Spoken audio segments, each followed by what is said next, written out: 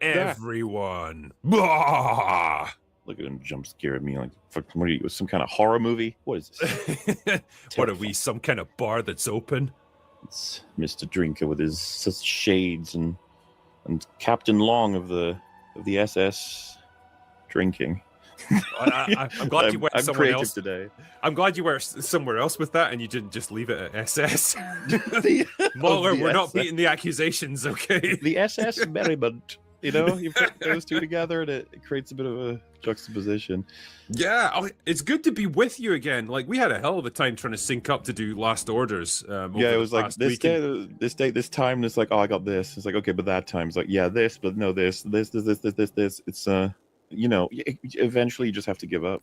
It's tough, yeah. And like, I think, I got to that point where I was like, if I don't do it now, like, we'll end up having to roll 2 Last Orders together, and it's like, that's going to be tough. There's going to be a lot of super chats there. So yeah, I'd bite the bullet. I did it myself, but you know what? It's okay. I had the pleasure of my own company for like an hour or so.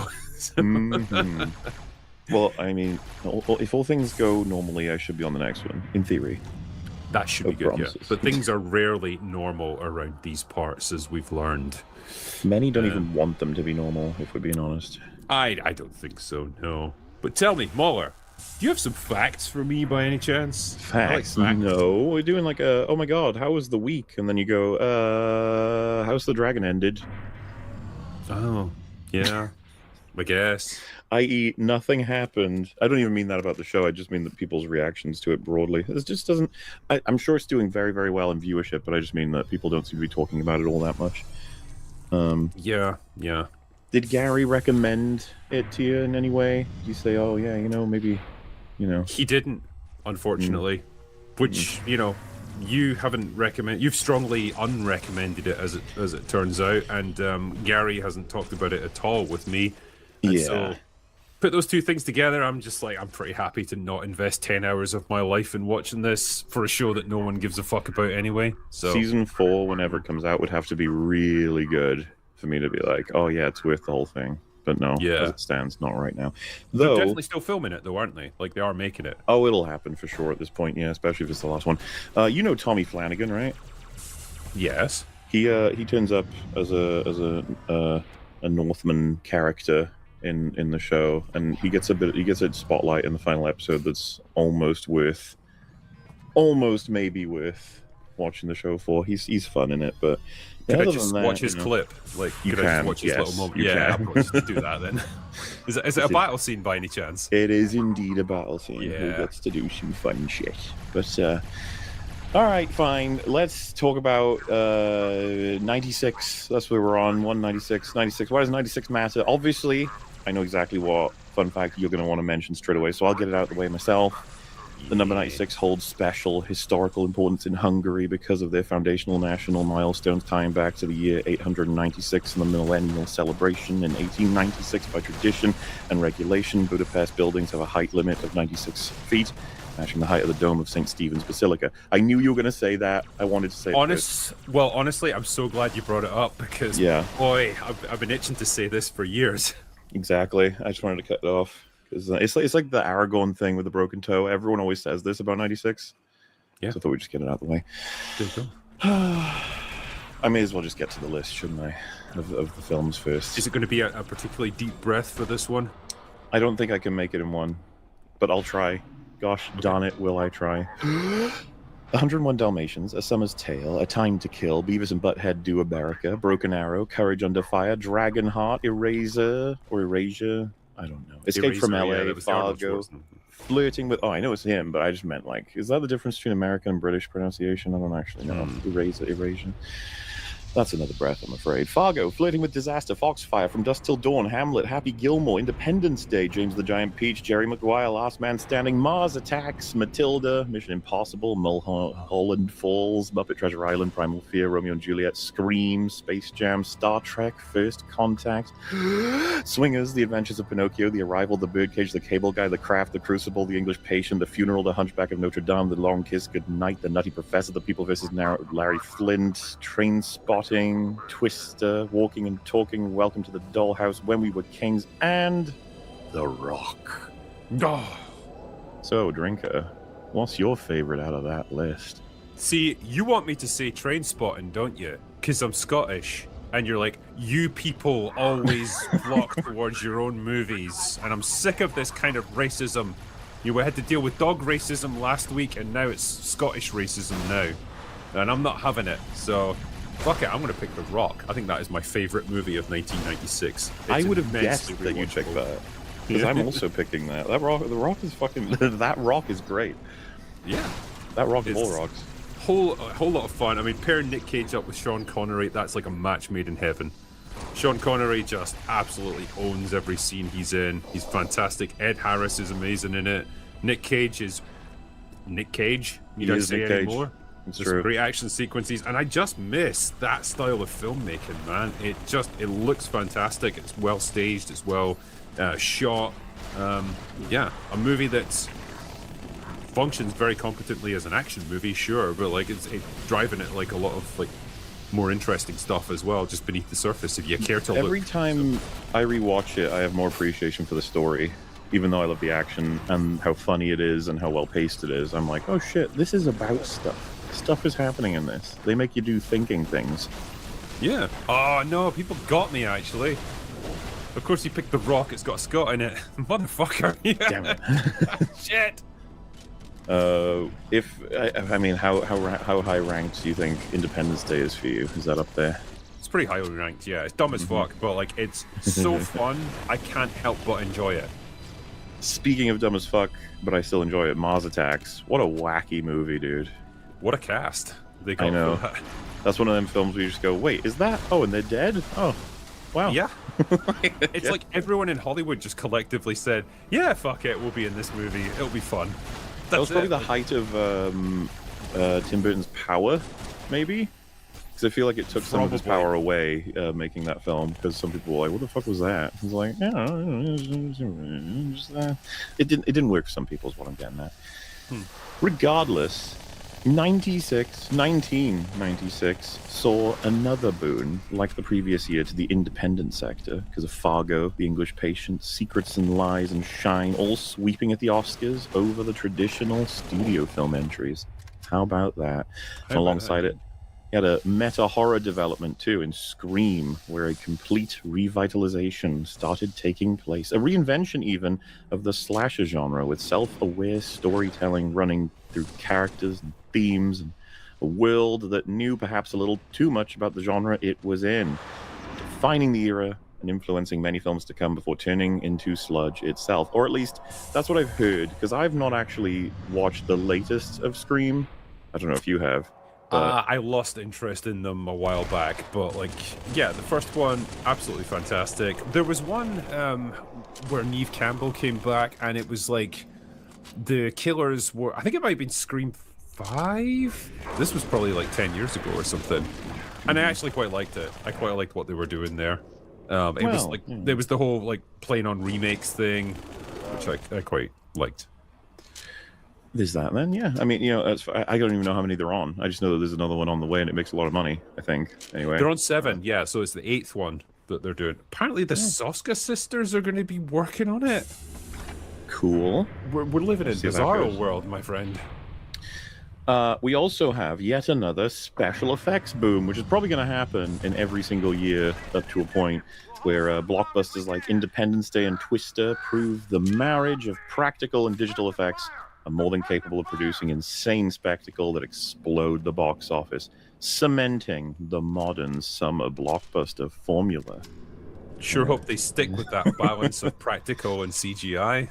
Be shame Who if you could tip say too far in one direction, huh? if they manage to pull that off. Anyway, how about we get some factoids? And what if we do actually switch it up this time? I've decided this formula could use a change to see if we can keep you on your toes. Oh, One damn, of we're only these- like 2 episodes in and you're already switching things up, Mauler.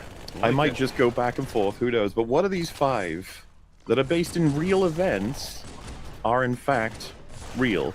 4 of them are false. Okay. So I'm going to list them, and they're going to be adjacent to reality, but one of them is actually reality.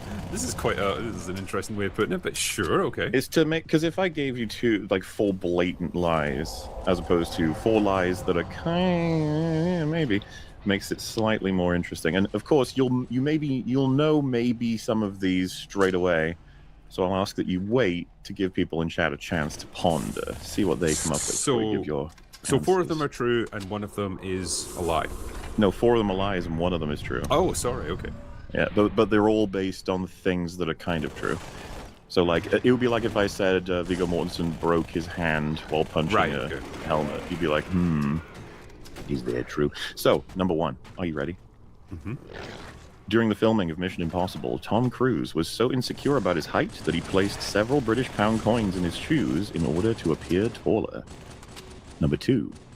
In Trainspotting, the worst toilet was made of chocolate mixed with actual fecal matter taken from several animals that produce safe-to-eat, sterile excrement when fed a particular diet in order to create an authentic texture. Number 3. During the filming of Independence Day, the production decided it would be cheaper to blow up the actual White House than to use special effects. The camera, however, was not rolling, and so they opted for special effects regardless in the end. This created several long-lasting global political issues, but no one can argue with the box office results. Number 4.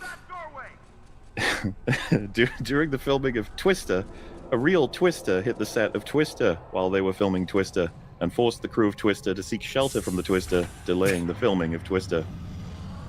Number 5. When filming Scream, Wes Craven managed to construct a pulley system that placed the caller high on the ceiling such that he could scare the cast upon first reveal well into filming a scene by dropping him down during calls. Despite knowing these moments could never make it into the film, he felt this would help them reach the emotional state of the characters. One of those is true, the rest are false. The Twister one, I think, is true. Is there any process for the rest, or you just go with Twister? Well, I mean, clearly putting pound coins in your shoes is not going to give you a lift that you want, or it'd be so immensely uncomfortable that it's not going to work. There's no way they would... I can't imagine there's safe-to-eat fecal matter that exists out there that would give you the kind of sloppy texture you would want, that they would have an actor crawling around in it, so that's clearly bullshit. Literally, it may be.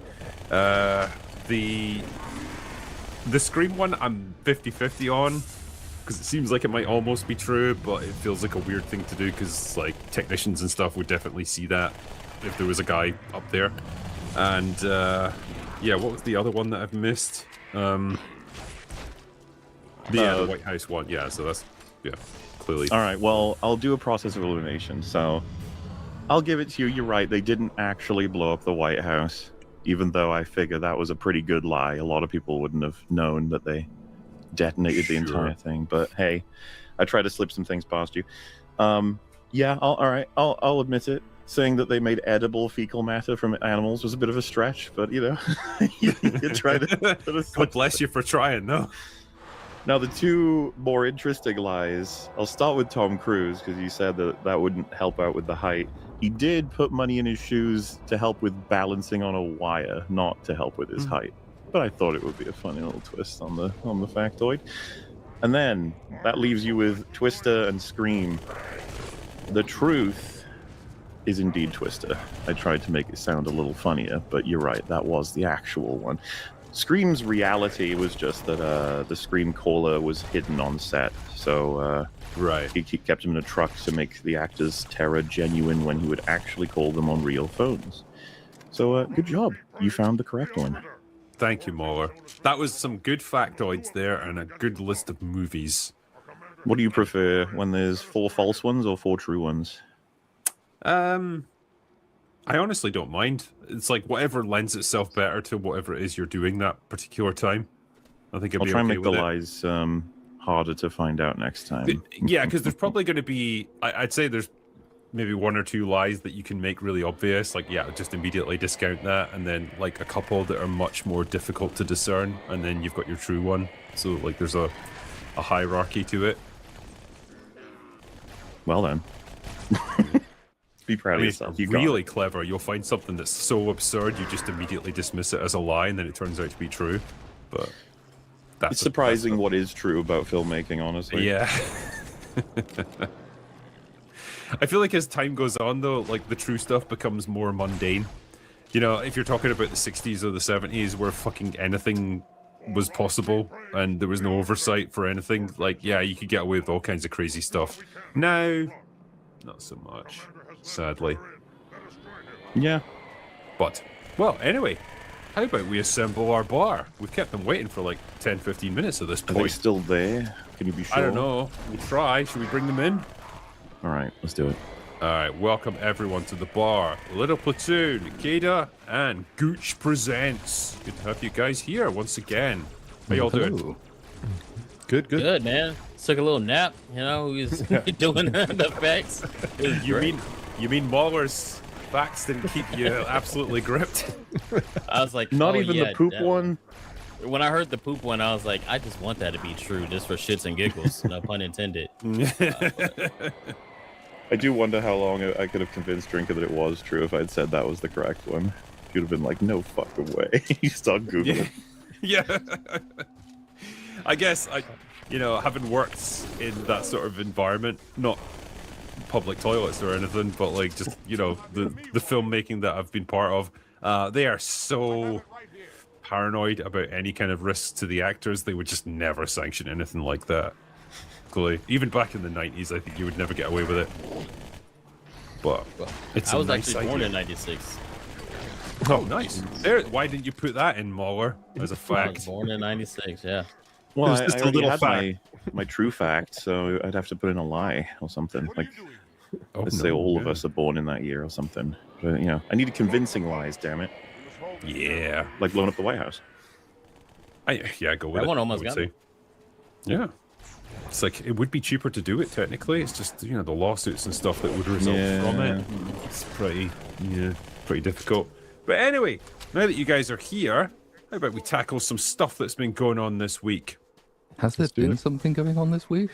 It's been tough because, like, in general terms, fuck all has happened for about 2 weeks in the world of entertainment. So you have to dig a little deeper. And it turns out William Shatner and Nerdrotic have obliged. Because They are feuding. they are feuding. There is beef between them. There's I'm going to see if I blood. can share this article here from Geeks and Gamers because, yeah, why not? Why not go to them? They're the guys who can set us straight on this thing. So, it says here, William Shatner's X account may unblock Nerdrotic after a 2-year ban over Star Trek misunderstanding. I mean, I don't know how much of a misunderstanding it was, but let's read. It's not every day Captain Kirk blocks you or even extends a semi-olive branch. The William Shatner X account previously blocked our good friend Gary and his account back in 2024 over a response to a Hollywood Reporter headline about actor Will Wheaton being appalled that Larry David was attacking the Muppet character Elmo. Gary's been one of the biggest Star Trek fans for decades and has no ill will towards the famous captain of the Enterprise. I mean, does anyone really? However, it appeared the whole situation was a misunderstanding. Gary had been responding to the headline posted by Paul Chatto, which had nothing at all to do with William Shatner, yet resulted in an instant block on X. So it says here, this is the tweet that got me blocked by William Shatner. This post in response to the now suspended Paul Chatto was about Will Wheaton being a bitch over Larry David smacking Elmo. I mean, calling Will Wheaton a bitch is kind of like calling, water wet. It's not really a matter of opinion. It's just a self-evident fact. He is a little bitch. It's just funny that Elmo is the reason that Nerdrotic is blocked by William Shatner. Like, of all the things. Damn it, it's Elmo. Elmo. Elmo. I love how he just clarifies here. That being said, Will Wheaton is a massive, giant, floppy Arby's beef pussy. I mean, yeah. It basically came out at Star Trek Con over the past week or so when Gary posted up saying, I don't care that you blocked me. The love for my captain is unconditional. And it says here, where have we got it? When my Shatner responded to this, or I say Shatner, it's Yeah. we'll get into that in a second. When my charity silent auction opens in October, you can buy a get out block ticket and I will unblock him. It wasn't a mistake. So It's like This watching bas- your grandparents fight. It's quite funny. I like it. It's going to be more common. It's like taking a glimpse onto Facebook for the first time in many, many years. I feel like Gary has no idea what he's supposed to do. He's just No. like, Well, it did culminate in this because then Shatner's account responded to the Geeks and Gamers article saying, "Let's be clear here, there's zero misunderstanding and it's been more than 2 years and the unblocking is a way to raise money for my charity, not that I've had any kind of change of heart and I've been offering it for years." Change of heart about what, Elmo? Yeah, what's Will Wheaton being a what's the pussy? beef here, bro? are we You all upset about a fact? 100% This is- that it's William Shatner that's writing all these tweets? This or is so high school. It's- This is so high school. Yeah. Like, holy shit. We should probably address the fact that it is 100% not William Shatner who manages his No. Twitter account. William Shatner is 95 years old and he could not give a fuck about Gary or you or me or any of the people here. He probably doesn't even know who any of us are. Nor would I if I was 95 years old. I wouldn't give a shit about any of this. I think it's his daughter, from what I've heard, that manages the Twitter account. Fair enough. So, you know, is anything lost here by being blocked by his No, account? like- Probably not.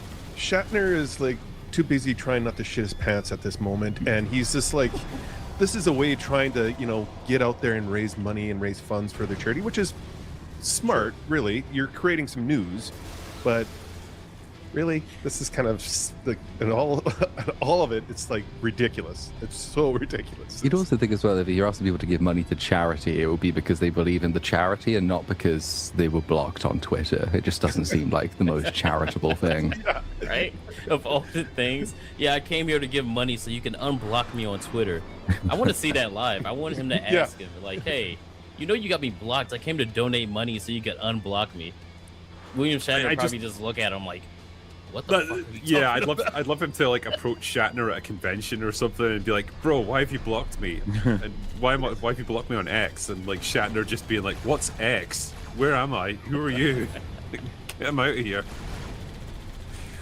Yeah, it's the strangest thing, but man, It's hilarious. Over Yeah, Elmo. Russian media. Elmo. over Elmo as well. It's not even like, shitting on modern Star Trek or anything, which is, perhaps a little bit more understandable. Like, okay, if you've been super critical of all the Star Trek products coming out in recent years, maybe see why that account would block you, but this is just weird, man. You do So- catch weird blocks from time to time. It's like, I got blocked by Wikipedia for no particular reason. No. And I don't think I'd ever interacted with them, but they got, maybe it was all the Acolyte videos they didn't like, I don't know. But it's just, it's Shatner probably has a really happy life, and the reason he's made it to 95 is that he's never on X. If he was on X, he would be dead. So Yeah. it's probably for the best, really, that he's an absurdly healthy looking 95-year-old. He rides horses every day. He seems to be pretty happy in himself. Good for him. Just stay away from the internet. Yeah, I think so. I mean, he shows up at conventions. I've seen him at conventions, right? And he'll sit down at his booth to like sign autographs. He won't speak to any of the people there. He'll just have like a stack of posters of himself, and he'll sign each one, and every one is like $50 or $100, Oh, right? yeah. So imagine just sitting there, like you could rattle those things off, like one every 5 seconds or so, hand it off, and then it gets given to the person, and then they go on their way, and it's like that's another $100, $100, and yeah, he's a machine, but I don't know, man. Yeah, he's Well, perfectly I've happy doing seen all him. this. I've seen him at the cons, and he looks like Mr. Burns signing checks. He's so miserable. Like, he's just, he's so angry. He doesn't want to be there. And even when kids come up to him, he doesn't give a shit. He's just, Yeah. You kind of think as well, like when he does, on the rare occasions when he does like panel events talking about Star Trek, you must think, holy shit, this guy's been talking about this stuff for like 50 years. Yeah. Yeah. Probably like telling the same anecdotes, tired answering of the it. same Oh, yeah. questions. Yeah, and it's like, Give it the good same lord, stories. how many more can I do? Let me die. Pretty much. don't shit my pants. Don't shit my pants. Maybe it's a Oh, no. Weekend at Bernie's situation where it's like he actually died about 10 years ago and they just got him on strings. Like, hey, him up. everyone. Yeah, the block thing is funny though. Like you would just be scrolling Twitter and then some random person has you blocked. I'm like, I don't even know who you are, bro. Like I don't even know why it bothers me. I'm like, I don't even know you, Blockchains. but you block me. Yeah, they'll mass block people and stuff, like people who are connected to other people. Like discussing films got me blocked And for me. some reason. That got me blocked annoying too. because I want to fucking quote tweet every once in a while and be like, "Oh, this is news," and it's like, "Oh, you blocked me, stupid twit. I gotta take a photo instead." Yeah, I could screenshot you, motherfuckers. I can still get you. You know? I got blocked for discussing film. How the fuck does that work? Yeah. Well, does anyone know why they were blocked by discussing films? Because I don't know why I was. I know why. Why? I was talking about Ironheart, ironically, and I was given actual feedback, and they blocked me. And What? I'm like, Well, oh. didn't praise the show enough. Well, That yeah, I was was your just first saying how mistake. she's a villain pretty much, and I was just going off on it, and then they ended up blocking me. I'm like, oh, okay, well, Oh, I guess I was just too right. You know? How dare I discuss film on a Twitter account called Discussing Film? My apologies. It's crazy. I like this one here. William Shatner con panels are just him sitting on stage and opening up the Q&A at the start. He then goes off on a story for each question for about 10 minutes. Then the next question, and he does it again. I mean, it's a good way of eating up the time, I guess, and you don't have to answer too many questions that way. So, yeah, there you go. You were Sounds discussing miserable. it wrong, Kada. You were discussing Yeah, film yeah. the wrong way. I should have said that she's the best ever, you know? Even though she sacrificed, like, lives for her own personal ambition. You know, that's a villain, but okay. sounds like Jean Grey. I was gonna say that sounds much Yeah, it nicer sounds than like Jean Grey. No, the writers clearly The writers said have said Jean it's Grey, over. Jean Grey did not technically kill anyone, so it's Is fine. this not very concerning about how everyone understands action and agency and It's autonomy? fine. Like, even if she tried to kill them and failed, like that's okay. Then that makes her a good person because they didn't actually die. Well, Because like, yeah, like- I would, if I possessed an 80-year-old woman and had her drive a tank down a busy like urban street, I would expect mass casualties as a result, and then crash that tank into a building. She a high tried to security drive prison. it through a tourist bus. Like, the Yeah. only reason she avoided it was because Spider-Man stopped. If somebody stops you from murdering someone, it doesn't stop being attempted murder. Yeah. I like the part where they're saying the guy that got hit by the taxi cab. Oh, he's at the end. I'm like, they're two different people just because they both had beards. That's so nuts, dude. I know that, and the part where she bounces from body to body. I was like, this is Fallen all over again. That movie with Denzel Washington where the devil is, going from body to body. It's the same Yeah. concept, and I'm sitting there going, what the hell are they doing with Jean Grey here? Like, this is. Do they not well- see how, like, what's the word? It's not misogyny. This is the other one. Where you Misandry. can't- Misandry? Yeah, where you can't even have her own agency. You're trying to excuse away her poor decisions. Like, oh, it's okay, she's a victim. Like, if this was a male character, everybody would go, that guy's fucking You don't crazy. even need like, to like Killmonger. imagine. Yeah, you're 100% right. You don't even need to imagine. We've got Wanda and Jean on one side and put John Walker on the other. Yep. Yeah, literally. Yeah. Yeah.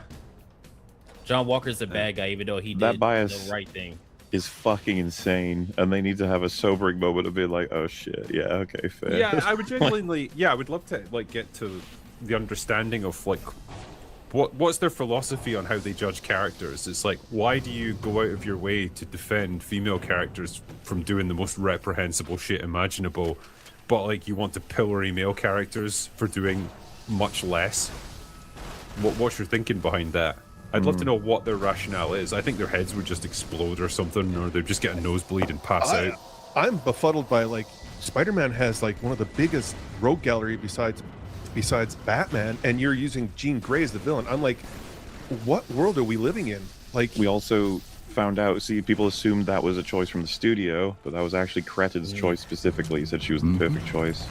Which makes it worse. I'm Yeah. telling you, man. I think this film is going to go down real badly once enough time passes. yep. It's just it's a hype cycle. It's normal. It's Spider-Man. It's all very fun. But the more you just talk about the brass tacks reality of the film, it's like, God, that was shit.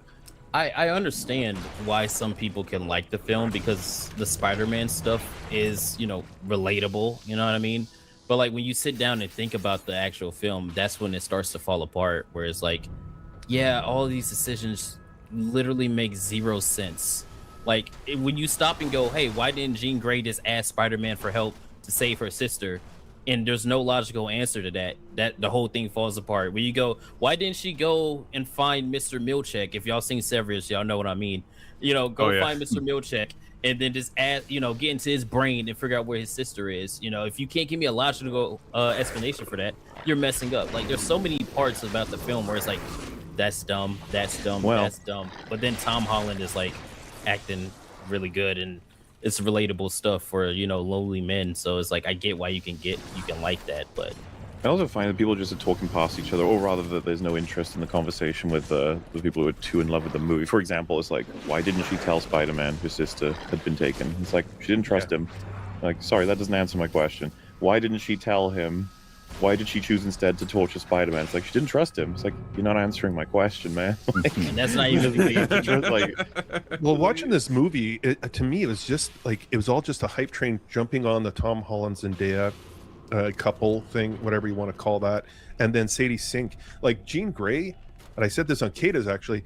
Jean Grey, when she walks into a room, she is like the most beautiful woman in the room. She has an aura about her, and Sadie Sink, I'm sorry, is not that character. Cute kid and everything, but she's not Jean Grey. So they're just jumping on the Stranger Things and the Tom Holland and Zendaya train, and everyone just is loving it because of that. And Holland did a great job. He looked like actually Peter Parker in that film, but other than that, I don't get the emotional. Oh, it was so emotional between the two. I think you're underestimating the immense plot, structural, thematic appeal of the ripples in the Spider-Man suit, and the web slinging sequences, which are only mostly CGI as opposed to entirely. That makes a big difference to Sonic fans. So it's just a wonderfully brilliant movie. I don't know what you're complaining about. Oh, it's good to talk to you again, Platoon. It works for me, I there's some things that worked in it, but I can't ignore the blatant like plot things that just don't make any sense. Like, I just can't do it. Like, how do you?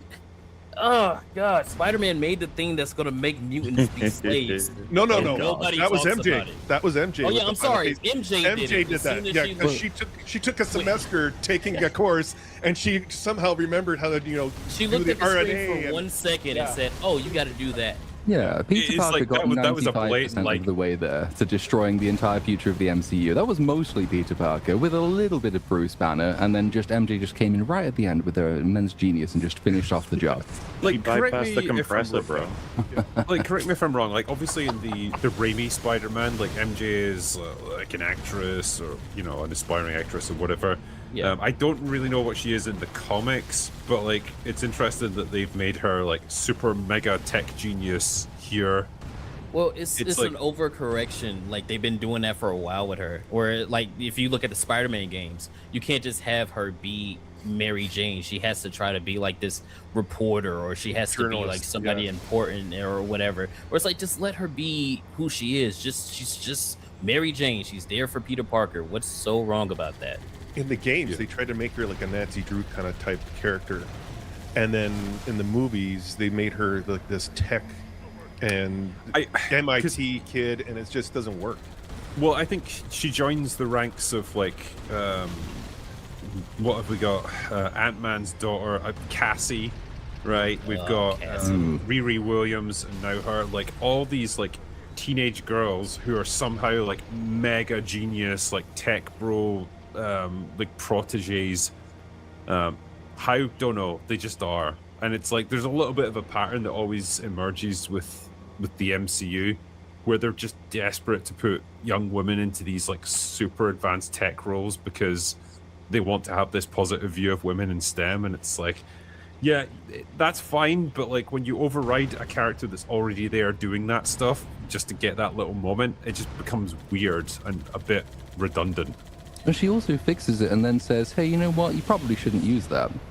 So like she's there as just a plot device. It's one of the things that you can sort of legitimately criticize the Watts movies for, is that MJ is such a blank slate. She can be as useful to the plot as the plot needs her in any given moment. She's not really a person and never has been.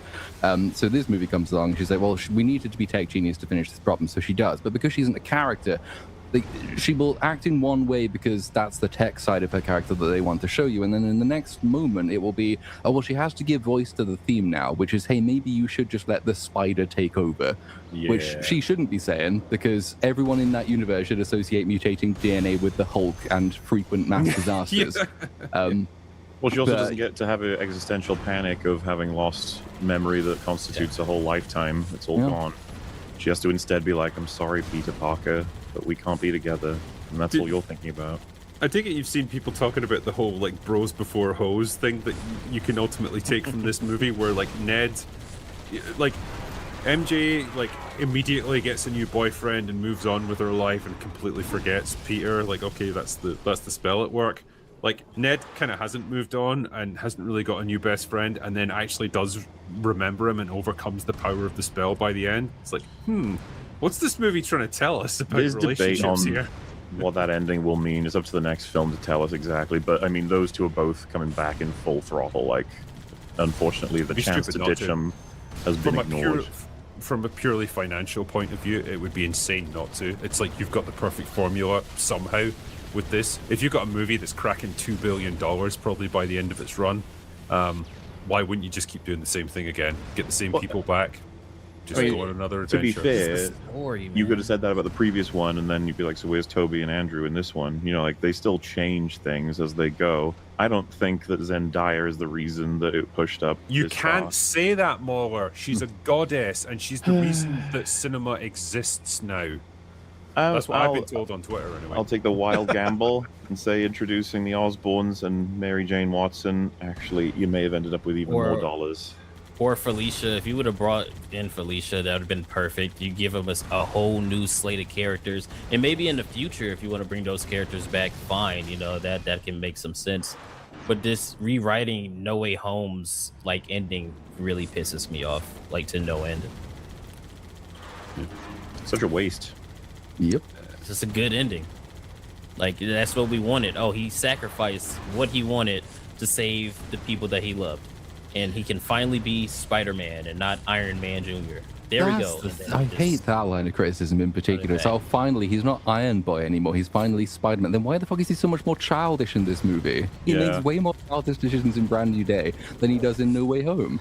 So he's regressed, and they had to regress him in order to continue John Watts' story that all the fans of this movie pretend that they don't like very much. I think there's an answer here to my question. In the MCU, Mary Jones is Tech Girl. It's not Mary Jane from the comics, who has always been more than just a pretty face, but that was mainly the part of Spidey's support group. But was mainly part of Spidey's support group. So apparently, her name is Michelle. Or so like she says something about Watson was her surname. There's something to do with the character they kept out of the movies that even Zendaya talked about, like some. It was Michelle Jones Watson, but she doesn't use the Watson. Mm-hmm. Well, what so I guess Michelle Jones. I'm getting at is that is your MJ for the MCU, guys. You're not getting another one. Yeah, exactly. Like, if you've done 4 movies with her now, she is the MJ that we're getting, for better or worse. Yeah, they're not going to introduce another MJ. They might throw in another possible love interest, but even that I think is unlikely at this point. Yeah, the thing that sickens me about modern entertainment is they always got to have a soft side for terrible women who do bad things, but never any justification for a male character, good or bad. Yeah, no, they actually doubled down on it.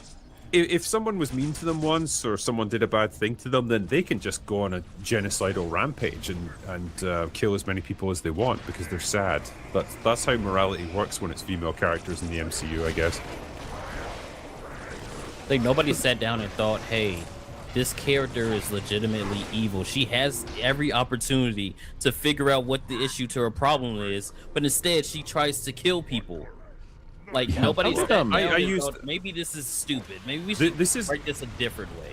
This isn't confined to the MCU either. Like, DC did this as well with Wonder Woman 1984, and it's hilarious to this day. Like, because I remembered this when I did my video on Patty Jenkins crashing and burning, when she was asked, like, don't you think it's a bit fucked up that Diana, like, effectively sexually assaults an innocent man without his consent because, like, his body's been possessed by the spirit of someone else that you're just, like, you know, manifesting through him? And she just goes, Oh, I didn't see it that way. It's like, course you well, didn't. maybe you didn't, but that's the way it fucking is, you moron. Like, it's weird how it's just like written off as like, oh well, it's fine when she does it. It's like, okay, flip that. As I've said before, like flip it and put a man in Diana's shoes, and like he does that to an innocent woman that's never met him and doesn't know anything about him. Like, does it seem as like lovely and romantic and tragic as you're trying to portray it? I don't think it does. It seems really disturbing, but you just write it off, I guess. Don't worry about it. Don't think about it too much. And then left him in the middle of a riot. That poor Left him guy's in gonna the wake middle up of a like, what the riot. fuck just happened? Why is the world tearing itself apart? Jesus. What a crap movie. I do like this one as well. Jean Grey trying to find her sister. Oh boy, here I go killing again. It's the one part that makes no fucking sense because everyone pretends, I think because they enjoyed the movie, that had she just been killing DODC leaders and then Metzger, we'd all be like, yeah, makes sense. Especially after what they did to her sister. But it's just random innocent people. And it's like, there is no defense for this. There is no, my sister was tortured by the government, so I have to kill innocent people. It's like, that doesn't make any fucking sense. I don't even get the whole, like, she doesn't trust humanity anymore. Why? She doesn't even know yet. At the time she's going around killing people, she thinks her sister's still alive. That's But kind she of the, doesn't like, even know that they've been tortured to death. She's like, I'm going to throw this random blue-collar man in front of a taxi because the government hasn't killed kidnap my sister. Which, to be fair, they didn't kidnap her as much as they arrested her for mind raping people, which is bad and you shouldn't do, and you should be arrested for doing so. Just saying. Just Oh yeah, we I- just yeah, hear pretty where sure. we did it in EFAB is they're gonna have a really, really difficult job when inevitably they introduce the X-Men and they try to do that inevitable storyline where the government cracks down on mutants to have me not taking the government's side. Because all we've seen of them is that they are mass murdering psychopathic mind rapists. Of course they should be I arrested. mean, genuinely, Yeah. like, if they said she did all the things in that movie, like exploding things, blowing up buses full of people, firing machine guns at street windows, and throwing people in front of cars, and just all this mayhem, you go, oh my god, that's horrible. What good has she done? It's like, she helped save Spider-Man from dying. You'd be like, Great. that's great, but It's like, the Wanda justification all over again, isn't it? It's like when the You never the know what they sword sacrifice director, for like, you. yeah, no, it's worse than that. It's when the sword director's talking to like Monica Rambeau, and he's like, she's enslaved thousands of people and mind raped them, and her response is, well, it could have been hundreds of thousands of people if she didn't limit herself. Oh well, great. Give her a Nobel Peace Prize then. He's like, you're in the wrong. She's like, I'm not the one with the guns. No, you have thousands of hostages against their will, torturing them mentally. Like, I like this. So Jean Grey isn't a villain because she didn't successfully kill anyone. Wouldn't that mean that Sideshow Bob from The Simpsons isn't a villain because he never successfully killed Bart? okay, let me say this. Where were the bodies for Alderaan? I didn't see any corpses. Yeah. No corpses, no problem, huh? What about Thanos? Those ones Oh didn't my even God. get to be corpses. So yeah, it's all the clay. There are people who, to this day, argue passionately that because they didn't show anyone dead from Jean Grey, you cannot say she killed anyone. As She though that redeemed matters. himself. She quite a line redeemed of logic herself. to go through. She redeemed herself by saving Spider-Man, and I'm like, she put him in that spot to begin with. Like, what's lost here? To pick up on the point Mueller made, though, it's like you almost want to say to people like that, like, you're embarking on a very dark path with this line of thinking, sir. Are you sure you want to go down Well, with it's it? one of Are you those- sure? It's an awkward moment of like, you understand how this reflects real life, right? You're saying that Yeah. someone could go around blowing up buildings and putting people in front of cars, and as long as they're like, oh man, I had a tough childhood, that you're cool with them walking around and freely. It's like, are you sure about this? You It's sure the this Freckle is the- Jesus thing too. Remember where she blows up a hospital full of people, and then you're like, you got to stop calling them terrorists. She just killed a bunch of innocent people in hospital beds. Oh man, it's I like will the more we're say- talking about this, though, the more examples are coming up. Yep. And Okay, it's so like it's one that- really getting difficult to like ignore the pretty obvious bias going on here. Yeah. Man. Remember, a lot of people missed this one. She had one of the hands stab themselves through the belly to hit Spider-Man. Yes. Do you think that guy's alive? No, he has 2 stomachs. Yeah. He's fine. Well, he's got a bag. He's got a shit bag. Always Don't worry with about the it. two stomachs. Yeah. He meditated his way to health again. Yeah. It's fine. God. as well. Yeah, Zendaya's a goddess. Just look at the Easter Islands. They erected several statues in her honor. I don't know about you guys. Like, the past couple of days, right, I've been seeing nothing but this fucking video of Zendaya, like, standing in an alleyway or something, listening to a guy talk to her, and like, just making a really disgusted face. And people are trying to use this as some example of like, oh my god, how can you say that she can't act? And every single response is the same. It's like, yeah, we're not saying she can't act. We're saying she can literally only act as one thing. This fucking expression. That's all she has. Yeah, She's got to be aware of that by now because it spreads so much. She looks like she smelled like a dirty fart. Like she's constantly doing the same look. It's just She has one disadvantage that might be happening here, and I'm not sure if I want to be too like presumptive. But do you remember Gal Gadot has got a serious problem with that she can't act as an actress? But my God, is she really nice to look at? And the part of that assumed reason for this is the model training. Right, to basically freeze yourself in the best looking position so that you can be taken photos of indefinitely and you'll look great. You know, to, pose in any given situation, which is almost the opposite of acting, especially good acting, where you need to let go of your ego and be able to make all kinds of expressions depending on the situation, really get into a character and stuff. And so with Gal Gadot, like, she cannot let go of the ego. She needs to look good all the time, which is why it's like a complete opposition. I wonder if Zendaya's got part of that issue. That she hasn't quite managed to. But she doesn't look good though. The frowning frustration-y face that she does might be her way of trying to break out, being like, "There, I'm doing that. I wouldn't normally do that." But maybe like an extended, more dynamic range is just beyond right now. I would say. I think. Oh, sorry. I would say more like Jodie Foster. She does the same thing in every movie. She does the same look, same emotional pull. Yeah, that lesbian, sad, emotional, angry face. It's just the same thing every time. I would put Zendaya closer to that than using Gal Gadot. But I mean, I think the media's not helping her though, because it's like, there presumably has been times in things that she's done where she's laughed or smiled or made other facial expressions. I refuse to believe that she's never done it. Right? It must have happened. But like, every time they put pictures of her, like, here's this amazing shot of Zendaya acting in this movie, they always pick shots of her with that same frowny face on. And I think they fucking know they're trolling. They're absolutely trolling, and they're just daring people to react to it because they know it's a meme at this point. It's like the shot that they chose of her in The Odyssey.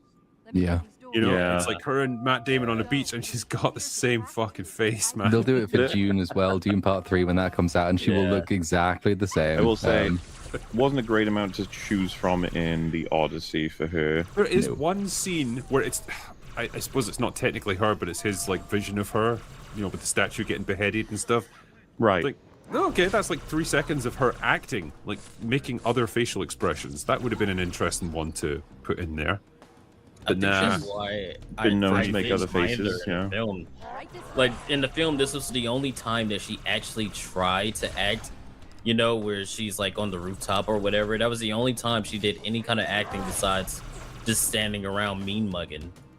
So it kind of is funny because the only time she has a personality is when she's possessed by somebody else. That's the only time you actually get something out of it. Well, it was notable too because I could get a sense she was trying to like evoke Sadie Sink's form of acting while being possessed by her. So it was like, there's something going on there. I don't know. Maybe it's just that she's not getting pushed hard enough in any given role. Maybe.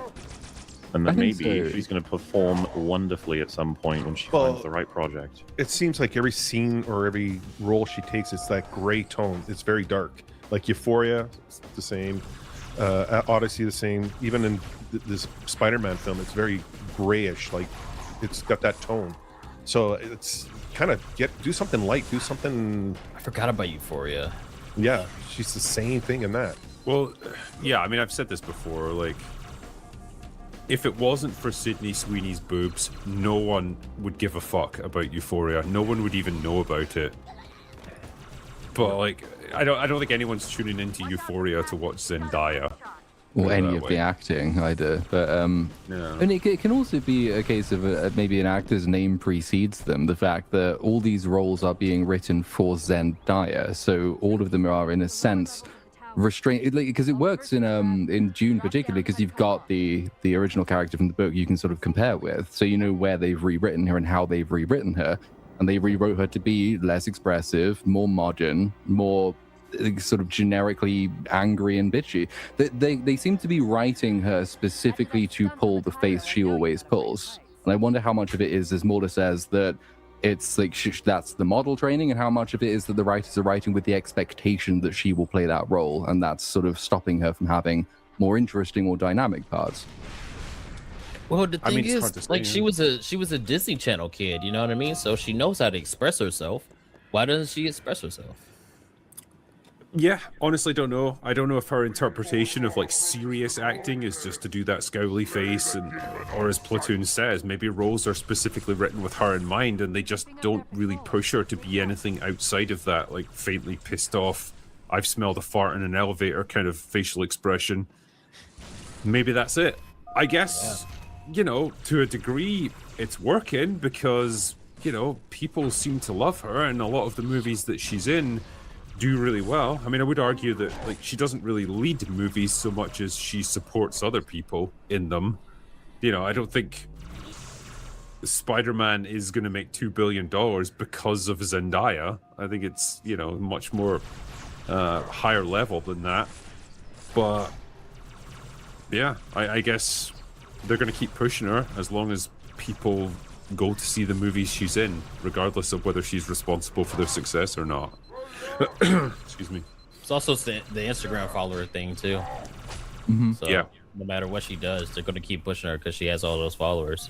I have heard that said, yeah. It's like, that's an actor that's cast as an influencer, basically. Yeah. Because they draw their audience in. Makes sense. Makes sense from a business point of view, just creatively. I tell you who has been acting up a storm, though. Zoe Saldana in Spec Ops Lioness. This clip's been doing the rounds on Twitter over the past couple of days. It's a confrontation between her character and another officer who also happens to be a female. So they're serving in, I believe, Afghanistan. Just come back from a mission. They're back at base and they're having a bit of confrontation because things went wrong. And now, I'm no military man, right? But I'm going to take a wild guess here. When two officers have an extreme difference of opinion, they probably settle it in private rather than in front of all the troops that they're supposed to be leading, because I'm guessing that's really bad for discipline and morale if they see their officers acting in the way that you're about to see. And I might have to keep pausing it because it is a Paramount Plus show and they just, God bless them, they just love to copyright claim everything. But anyway, allow me to show you some of this. Are you Captain Corella? What the fuck do you think you're doing? Flying an SF-Unit Alice God. reported to command? He's just fired our fucking Humvees? J-Sock said covert. They watch the airport. You can't sneak into this fucking place. You think I fucking choose how I get in a fucking country? You think I fucking plan it? She's a strong character. It's like Anne Hathaway in the Odyssey. Oh God. Sustained. Now, as somebody who was in the army, there are times where people will just you get fucking pissed off and y'all have these kind of conversations, right? But that's like enlisted. If you're like enlisted, it's easier to do that because you don't have that kind of standard set against yourself. Like as an officer, you're supposed to be above. So like if I came in and I saw my commander and my lieutenant colonel going back and forth like this, that's a bad look for them because you're not accepting, you're not showing leadership. You're showing that you don't have any self-control over yourself. So that just would not work in the slightest. And Like, at least in the one of slightest. these, at least one of these is a captain as well. So this isn't just like some junior officer or that anything. definitely wouldn't work. Yeah, Well, you're she's about to fucked. tell us, I think, in this clip, she's the highest ranking officer in any base she sets foot in. I think that's the premise of her character. Why am I reminded of the Dara Milaje from Marvel? It's like we have jurisdiction wherever we happen to be. It's like I'm not sure it works Dude, like what that. another great fucking example of like God, how much you're people would right. criticize, rampant authority being used from John Walker. wherever he goes. And then the second those guys step in, everyone's like, "Oh, Queen, yes, 100% back Wakanda you." forever. Yeah, okay. It's fine Play when they do it, Queen. I guess. Of course we notify fucking command. They just didn't notify anyone else. Stop acting like it's your first fucking day in the army. That is 3 KIAs because of this rookie fucking bullshit. Hey, are you gonna call their parents? No, that's my fucking job. And do your job. Oh, I will, bitch. Whoa. Oh, you didn't. Yeah, nah. I see we're using I mean, if you the start a F word brawl over and between over and over officers again. Yep. in front of enlisted men, like, you know, Kada, you obviously know about this. I'm sure there's a few vets in chat as well. Like, this I've seen something shit like would this not before. fly, man. Surely. Yeah, I've seen something like this before. You know what happened? Article 15s, and if y'all don't know what that is basically a write-up, and that is something that can severely damage your career. Like that can stop you from being promoted. You know, they give you extra duty. You would definitely get extra duty for this kind of shit, and especially like if you're deployed, it's kind of understandable where you know emotions run high and shit like that, but you definitely don't do this out in public. Like that's just not something you would do. Like if you're back in like, you know, the barracks or whatever, you're back at the unit and y'all are like going back and forth about some shit, you know, some words can fly or whatever, you know, you're men or whatever, but it's never to the point where y'all start brawling. If you start brawling, there's a fucking issue, and that can lead to, you know, court martials and all kind of shit. Like there's a bunch of stuff that could go wrong by just doing this, you know, and they're trying so hard to make it seem like they're so tough. That shit just doesn't work. It's like, yeah, this is like some grad student from a liberal arts college's idea of what toxic men act like, Yeah. but projected onto women. It's so bizarre to see it. Let me show a little bit more here. Fucking touch me! Hey! I won't murder you, bitch! Fucking Those sound effects are funny. you, bitch! I'm actually going to put it back a little bit there. You, bitch! Touch me! Oh, there it goes. Fucking touch me! What was that shot? What was that cut? What the fuck am I watching? Yep. The fact that he says "what the fuck" instead of anything more formal, it's just already boring me. Everyone's saying "fuck" all the time. Don't you realize that saying fuck lots of times means that you care, and that's The good thing is- writing. You probably would assume like this guy's going to chew them both out and put them in their place, but that is not what's about to happen. Is I'm that afraid. not what happens? Sorry, No. I'm just laughing at a woman had to get in the middle, and all the guys were just sitting there watching, going, "Hell yeah, cat fight!" Like, Oh, you couldn't have a guy. You couldn't have a guy split them up. It has to be another woman. No, it has to be another woman. There's rules of engagement when it comes to Yeah. this sort of thing, I guess. Right here. You will stand down! Stand down! You!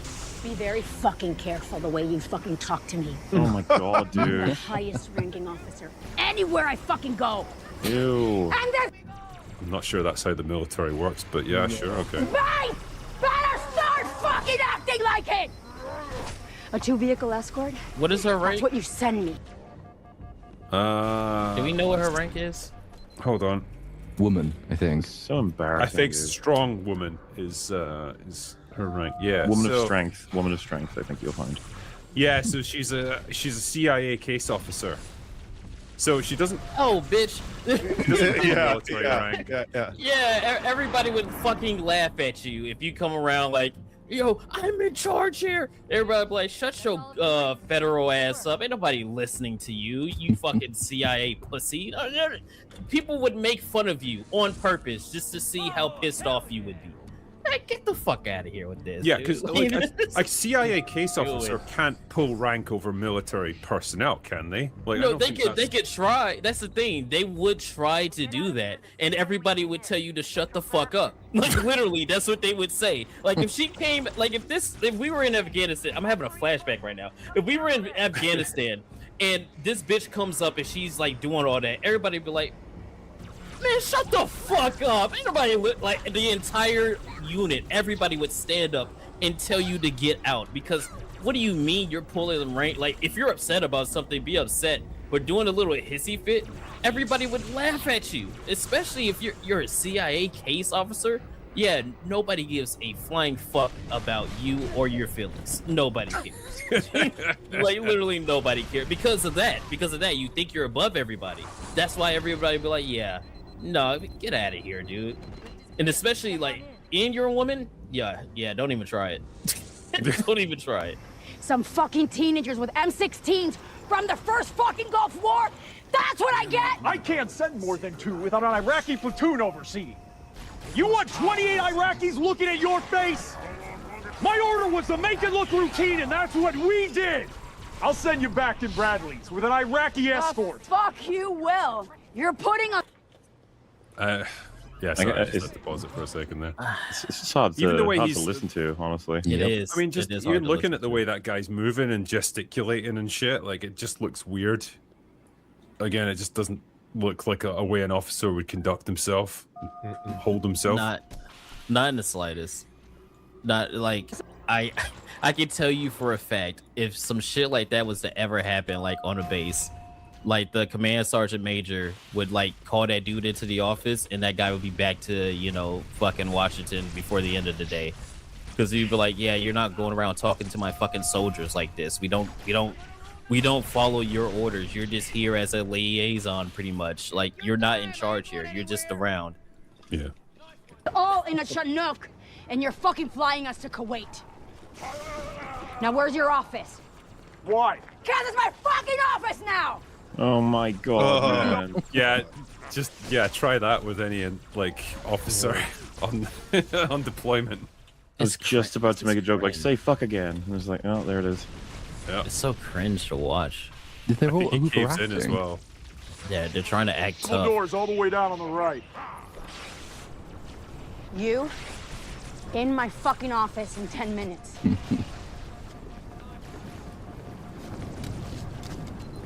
One more fuck, I don't know.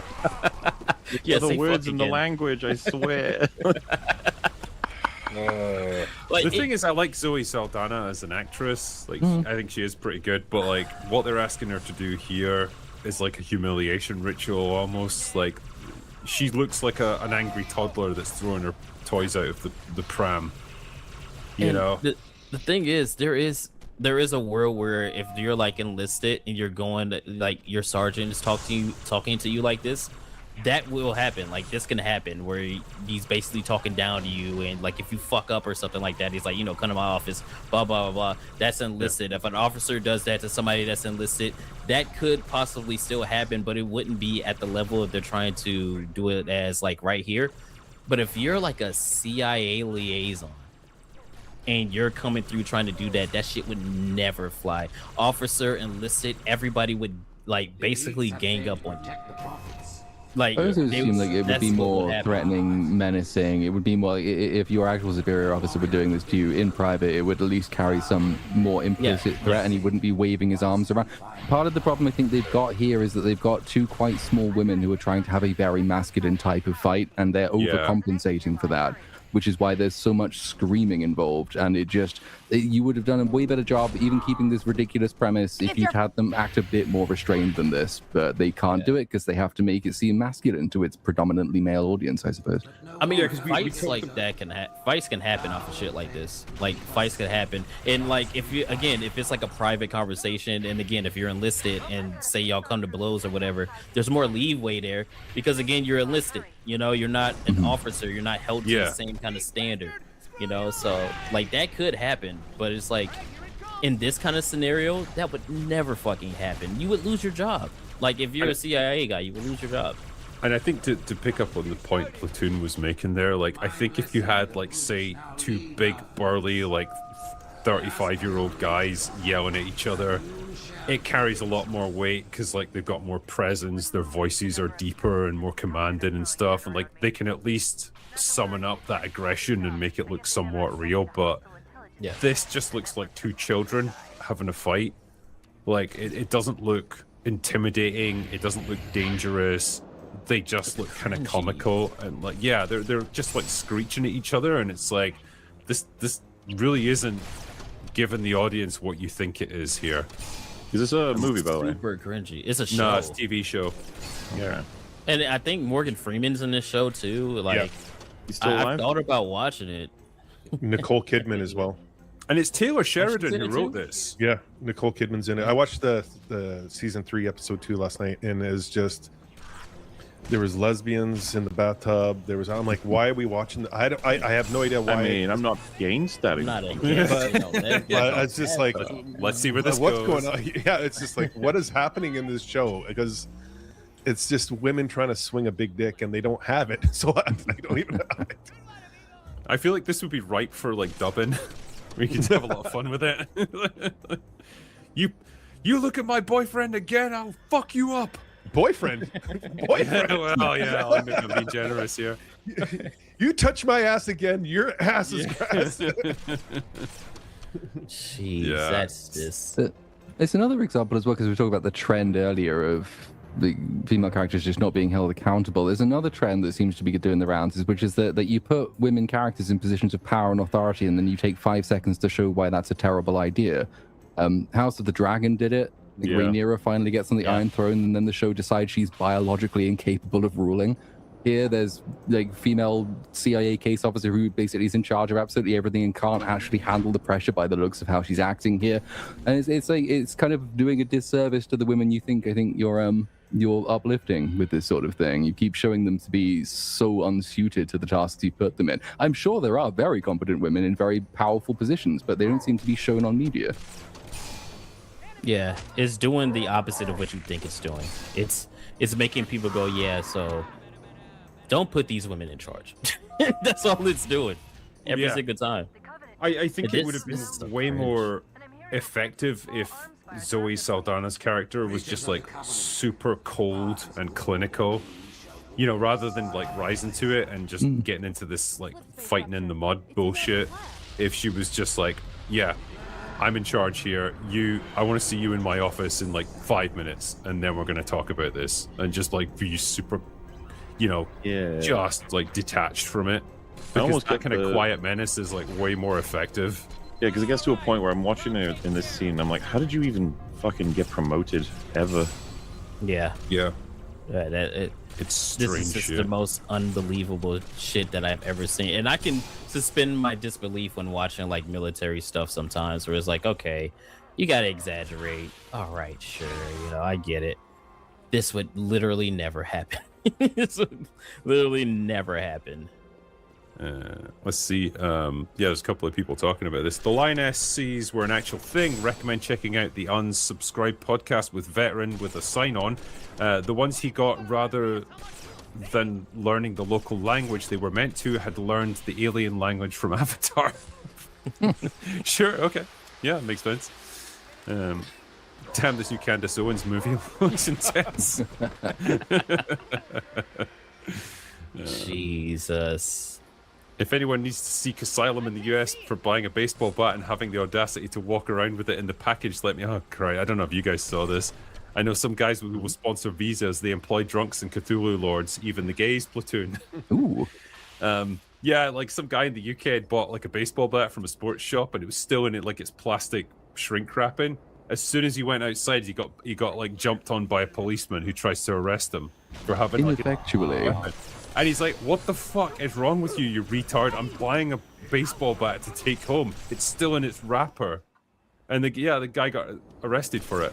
It's I guess it's on the one hand, it's already objectionable because he just bought a baseball bat and you're allowed to do that. But then it's also objectionable because you see this one cop and he's like, the guy's not big. He's kind of dangly and gangly, but like this one cop's just hugging him from behind and just getting dragged around the street. If he actually had been using a dangerous weapon, would have done fuck all.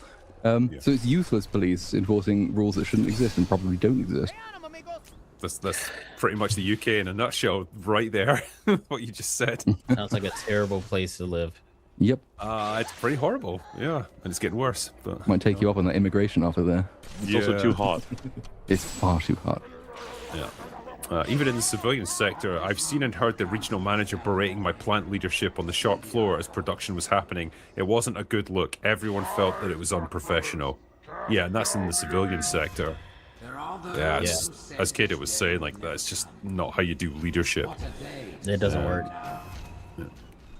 You would definitely get written up for that shit too, especially if you're like, again, like you're an officer doing some shit like that. Yeah, you're done. You're fucked. You just fucked yourself trying to act tough. Yeah, it's my job to write those letters to the KIA. Then do your job.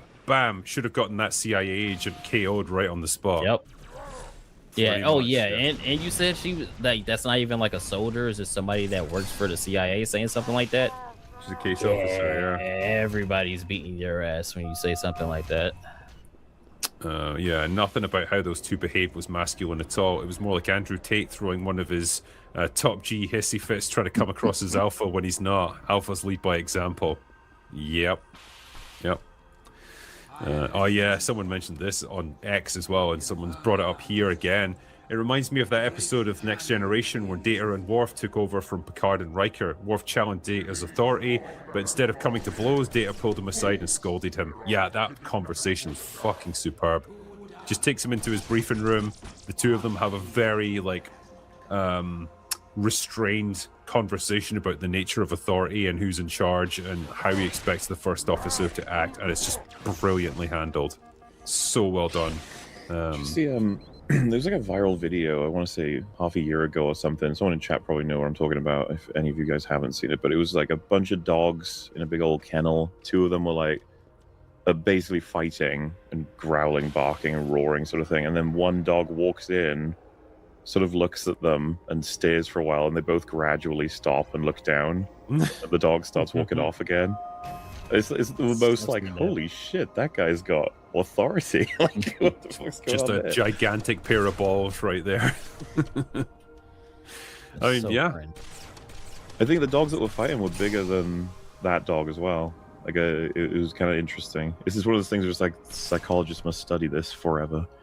Yeah, it's kind of fascinating stuff.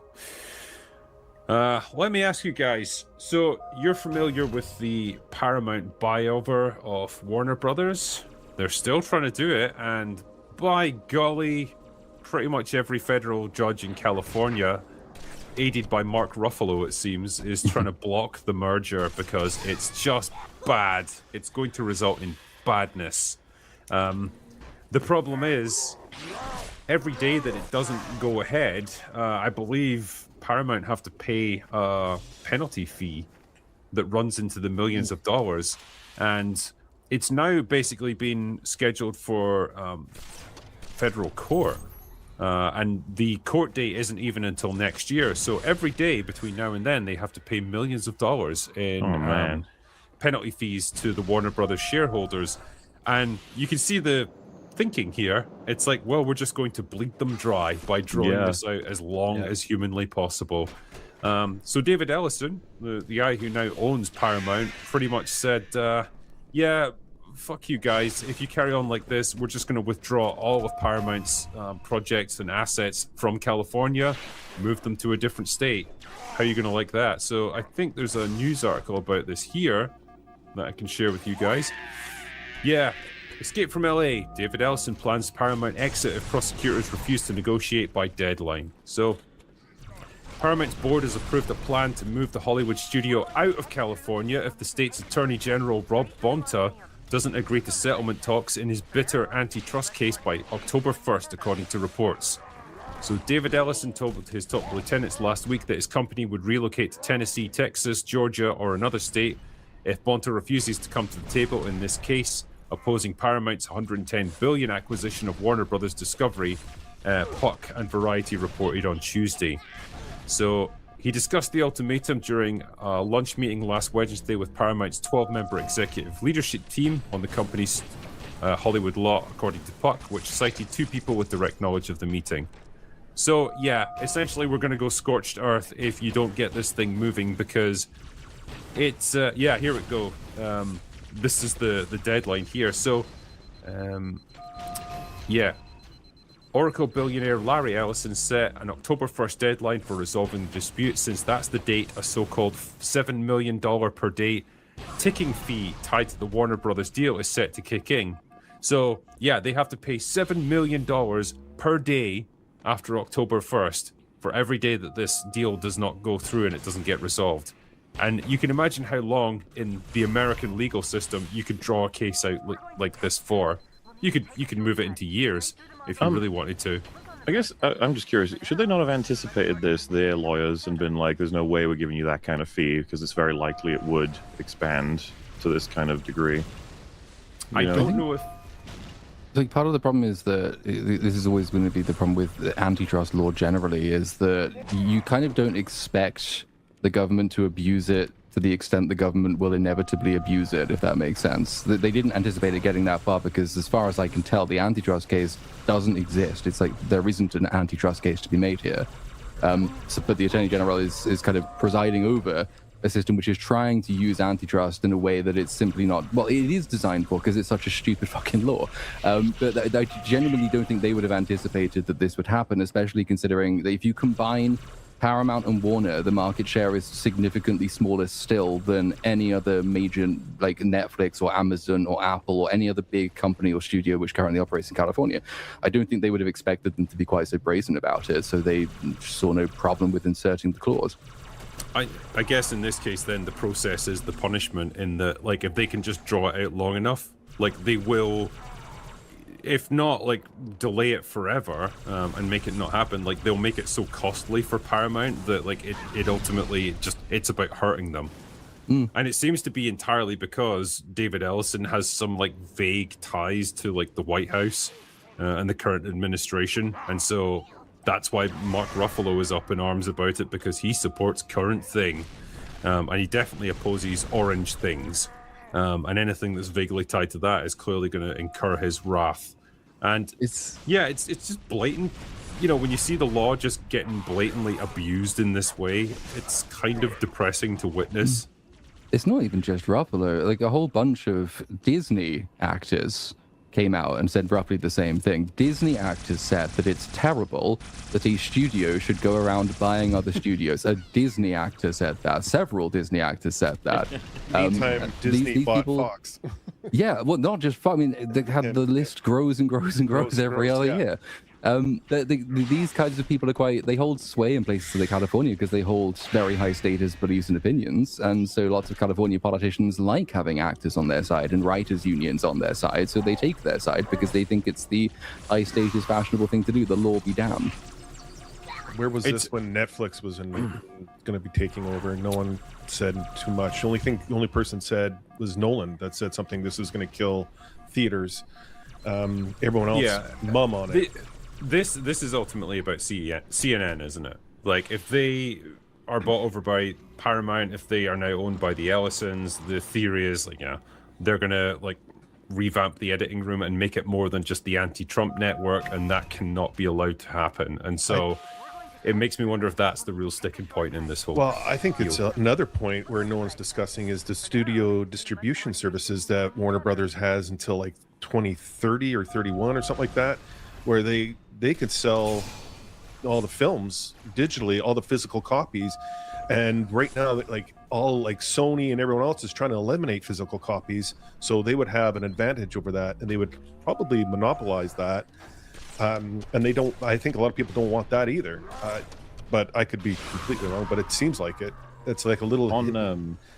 On that note, I would say that this is a great opportunity for many companies to market pro-physical, but all of them will be anti-physical copies in a few years' time. Yeah, of course, yeah.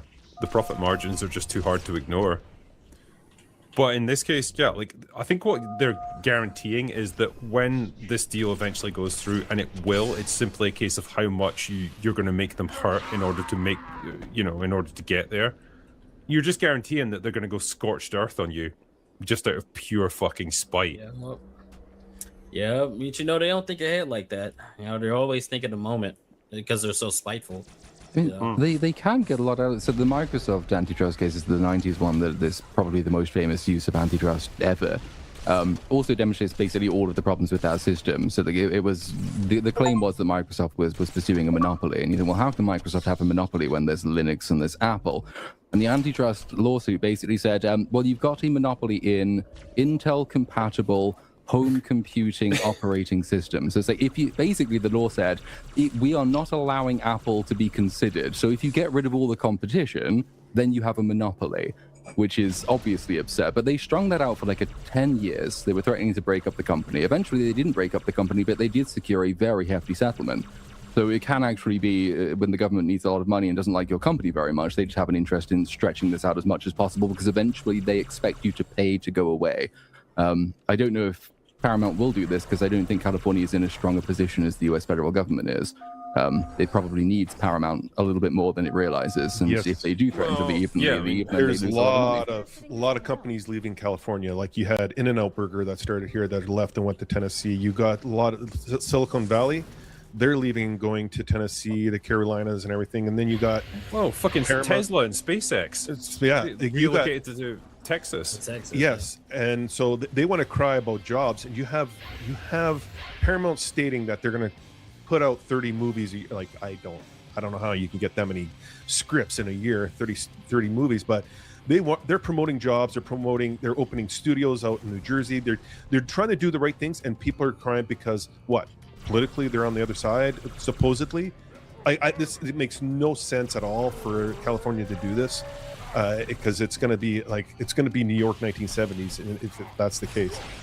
Yeah, and to some extent, good, because they've 100% brought this upon themselves. Exactly. Like if you legislate so strongly against anyone who doesn't agree with you, well, okay, you're going to drive out most of the businesses that were happy to operate there. And Hollywood apparently now is like pretty much a ghost town in terms of productions that are actually based in California. They've all moved somewhere else. I've done the studios since I've been here. I've done all the studio tours. I've done Universal. I've done WB. I've done Paramount. Paramount is the only one. It was one of the best studio tours I've taken. It prides itself on its history in California and how it began. And you go through it, and it's an amazing tour. But like again, I for them to sit there and do this to a studio that promotes California in its studio tour, it blows my mind. It just blows my mind. Yeah, I mean it's such a mess at this point, but it does feel like the AG in California is just kind of fighting a losing battle. It's really just a case of like how difficult can you make it for them before it eventually goes through, because it seems like it is going to eventually happen. It's just a case of this is him trying to set up for the future. So like he's politically, that's all that is. You see the writing on the wall with that. Yeah. It is going to be interesting to see what Paramount and Warner Brothers become, though, when they're merged together. One of the well, yeah, quite possibly. One of the things that we were made aware of, and this is courtesy of Cosmic Book News, so take that with a grain of salt, but apparently one of the things they're considering is re-releasing a lot of their director's cut versions of previous movies, including their DC comic book movies, i.e. the Snyderverse films. So I'm just going to see if I can bring this article up here, because it's so wild. I just actually want it to be true because it's so absurd. Let me see if I can do this. Okay. They had Snyder in, didn't they, for a screening of, I think it was Excalibur. And that's where like a lot of they were told they don't take any recordings, don't release any audio, and then so of course people released recordings and audio of him talking to the Warner Brothers people. Finally, we get to see the Snyder Cut theatrically again. Well, it's not just that. There's potentially things like the Air cut of Suicide Squad, which actually I would be kind of interested to see, just out of sheer curiosity. Yeah, I want to see that. Just to, if nothing else, bring some kind of peace to David Ayer, who's like pretty much lost his mind over the years. But yeah, Paramount, Warner Brothers Discovery planning director's cuts in theaters. Snyder, Ayer, Star Trek, Harry Potter exclusive. Well, let's see. Footage from Snyder's movie night has hit the net, with the director telling the room to make every movie like it's your last. Yeah, sure, okay. Consider the dress rehearsal underway. Paramount and Warner Brothers are planning to release director's cuts in theaters next year, we're told, as part of a Celebration of Movies series featuring the likes of Zack Snyder, David Ayer, Star Trek, Mission Impossible, and Harry Potter.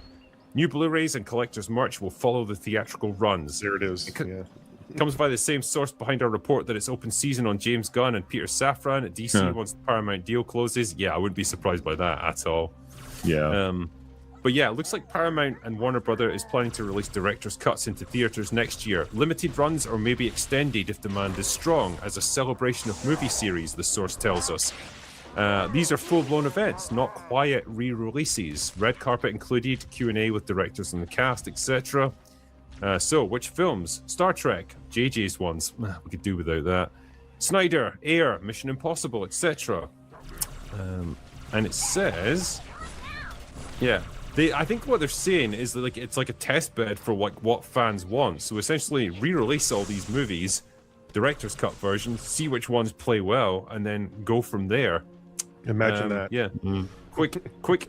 Easy, quick way to make money from loyal fandoms and gauge demand for future projects.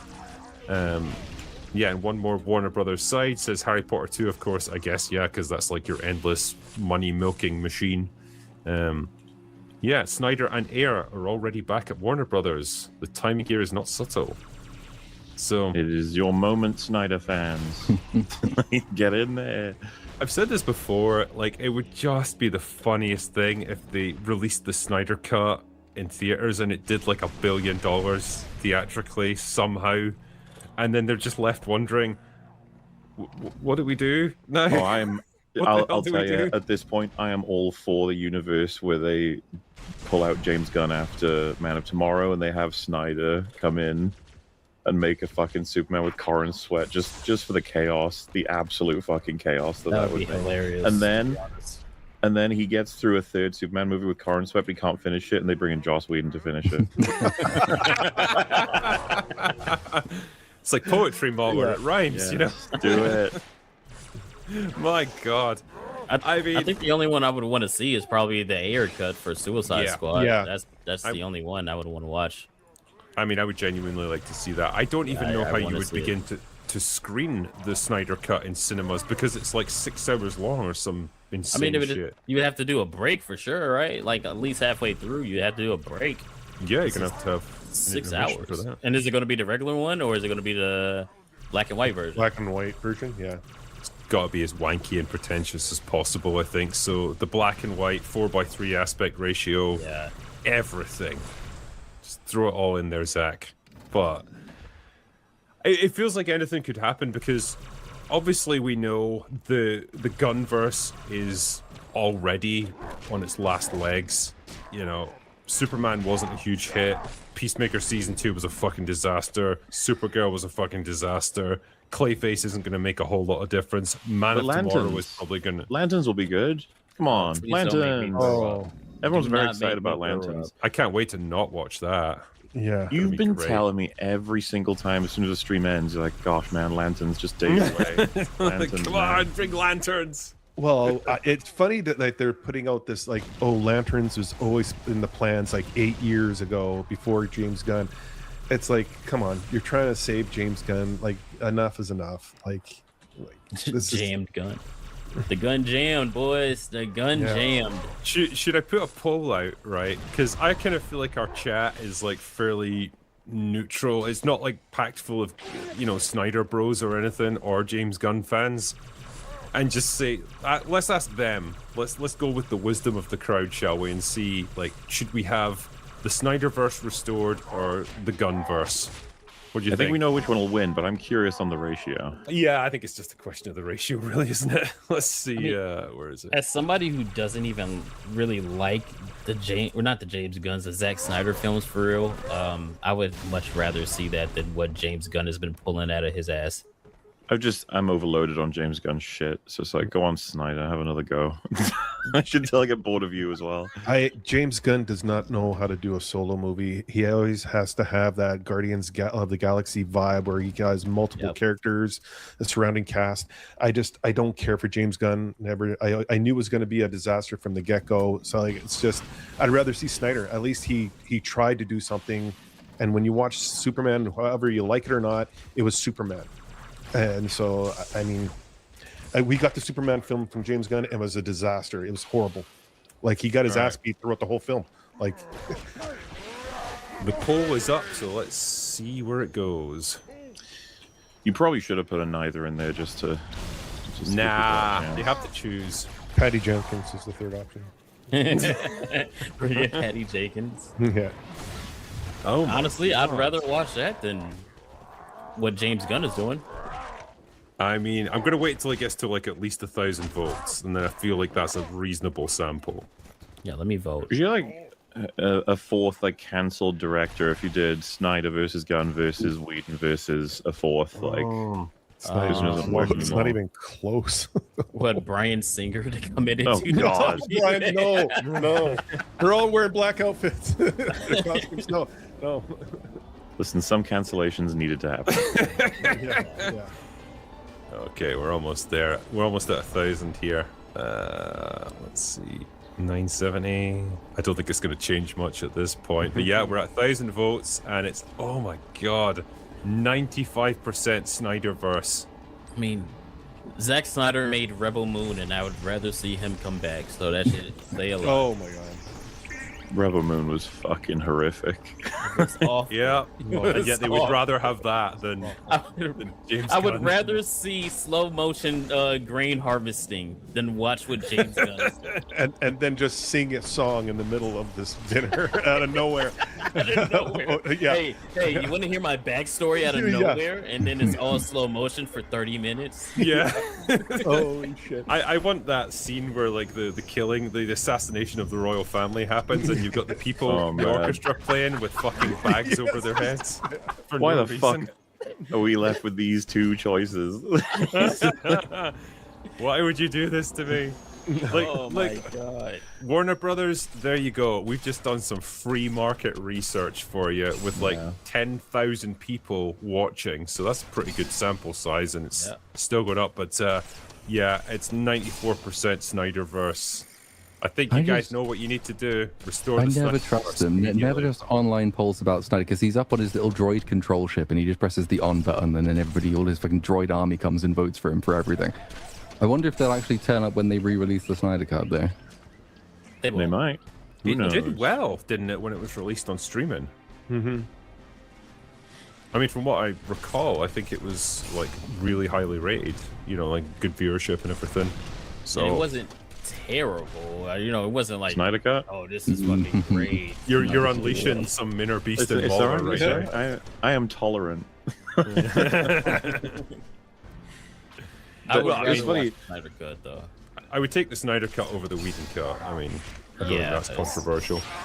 Like a night and day difference. What about you, Platoon? The Whedon Cut is shorter, and I actually think there's some things in there that work better than the Snyder Cut. So I might even take the Whedon Cut bad as it is over the Snyder Cut. I think I mean, it's like asking, do I want to consume diarrhea or like a 5-day-old solidified turd? But I think I'm going for the diarrhea. What? You know, someone that says like "Brand New Day" is like your most controversial video, Mueller. I was like, no, Snyder Cut. It's always gonna be Snyder Cut. That video fucking got people so furious at me. It was like, it's all good, man. It's all good. It was Do hilarious. you just love it though? Do you love the fact that they're angry? It's- I thought that was actually Kata for a second there. I was like, My daughter walked in. She was woke Ah, up. okay. it's all good. Yeah. Well, I it's fun to have a controversial opinion and all that sort of stuff. But the conversation was more than fine with plenty of people, but there were some people who took it way too seriously. And to be fair, same with Brand New Day, same with everything, same with the Odyssey. Some people got very upset about our opinion on that. Yeah. Let's see. Yeah. I'm just going to read a few of the super chats here. Give Snyder Superman again and keep him away from Rebel Moon. Just Like give he's him ruining something that's Rebel Moon. already. Give him something that's already established, and he would probably do an all right job. What's this? Probably. I would have voted neither if it were an option, but James Gunn and his simps are insufferable. Is there really like that degree of fandom for Yeah, James Gunn now? it's I feel like it must dying. be, it's waning pretty rapidly. Yeah. No, I don't know if we everyone's talked about it on last week's Open Bar, but like Spider-Man has dealt a significant blow to Superman, and it sounds bizarre. It's like, why? What do you mean? Why would it? It's like because it showed Superman what an actual like passionate, successful film in the superhero genre looks like right now. It ain't Superman. Everyone would have convinced you with social media that the success Spider-Man is having is what Superman got, and it's been fucking eclipsed. It's not even close. Well, So yeah, because I think one of the excuses they would have made for Superman would be, well, superhero fatigue is kicking in, and so like no movie can do particularly well now. It doesn't matter how good it is, and it's like, well, clearly it can. It's just that movie's shit. No, yeah, I think it really revealed the reality for Superman, which has been annoying because it's taken forever to get people to understand the actual success of Superman. But Man of Tomorrow and Supergirl and Lanterns, as you mentioned, Clayface could be a masterpiece. It won't matter. It's not going to be able to save the Titanic at this point. I think Man of Tomorrow is going to be even worse than Superman with everything we know. I do too. Yep. I think. And this time there won't be a sheen, a shield, this nonsense. I think this time a lot of Gunn fans can be like, "Ah, he's fucking up. He's fucking up." It's funny watching people after Supergirl be like, I've noticed something about James Gunn. It's like he's making Guardians over and over. And you're like, oh, Oh, you don't really? say. Yeah. That's Yeah. crazy. Yeah. Wow, who would have thought? We were labeled everything for pointing that out before, but yeah, guess it's okay now. Yeah, restore the Burton verse. We want Nick Cage Superman. Fuck yeah. I'd Do it. still pay good money for that. Oh, that could have been the fourth choice. Bring Burton in. Fuck it. Let's do it. Even Burton's though not modern the Burton man he sucks. was, though. He's not the man he was back in the 90s when he was That's doing why the it's an likes of interesting Mars choice, though, Attacks. isn't it? Like, if you throw it against those two, I'd pick Burton, even modern Burton. Would you pick Whedon over both of them? Modern Whedon is far worse than Whedon, and he's like retired. Like, I almost don't want to give him any IP. Go make it your own movie, and we'll see how it is. We'll see what's going on with you. What about Nolan? Because they keep talking about Nolan doing The Dark Knight. I don't know. I'm good. I don't know about Nolan anymore, man. I'm good off of that. You're not allowed to say that, Mahler. The Odyssey was the greatest movie that's ever been made, ever. Yeah, man, everyone's still really passionately talking about all of its storytelling decisions. I know, yeah. 100%. It's not Which just one's the 3 memes characters? recycled over and over again. A year from now, like, the conversation is still going to be alive, talking about how much The Odyssey was an amazing film. And It people sure are just, was. it's going to stay with them forever. I think It's with definitely one Snyder, of those movies. I think with Snyder he could do it. Just don't let him write. I just get someone Yeah. to do the writing. Yeah. And let Snyder do the directing. It would at I've- least look I've- different. It wouldn't be discount Marvel, which is the James Gunn universe. It would be probably terrible in a whole host of new ways. And if he writes it, it will certainly be terrible in a whole host of unique ways. But if somebody else writes it, then however whatever the actual quality of the movie will be, well, at least this is distinctive. It's kind of the only thing I can say in Snyder's favor. He is distinctive. You can tell it's Yeah. Snyder. It smells in a particular way. I would say, like, if he was to do a Batman movie, a Batman solo movie, in the style of, like, The Watchmen, but someone else writing it, I think it could potentially turn out well. I think could work. He's buddies with Frank Miller. I think if you let Frank Miller take that role, do the script writing, and work with Snyder, I think that could work. Because they did 300. That was Frank Miller's. Mm-hmm. That was, I mean, it's pretty.